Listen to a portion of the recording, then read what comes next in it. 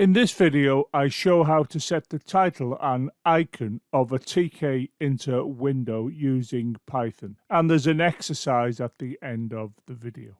We saw this program in the previous video of the playlist. When it executes, what we're going to get is this window, and you can see we have two default values here. We have the feather telling us it's a tkinter window, and we have tk as the title of the window. Of course, for a proper application, you would want to give the window a title that reflected its purpose. I'm going to show you how to change the title from its default to something of your choosing as the programmer. We can see that the program here has this additional program statement, which is a message to this object that invokes this method to which we pass the string demo. When this program executes, what we're going to see is the following window, and you can see the title is now demo, and I can show the link between the program and the title on the window as illustrated now.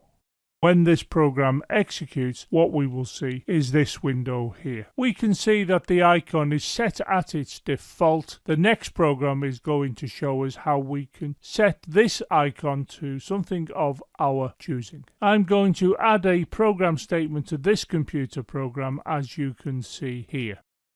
This is a message to this object that invokes this method to which we pass this argument. This is the name of the icon file that's placed in the same directory as the file that contains this computer program. When the computer program executes, this is what the runtime will look like. If we zoom in, we can see the icon displayed here. This is stored under this name. This can also be the full path to where the icon is stored.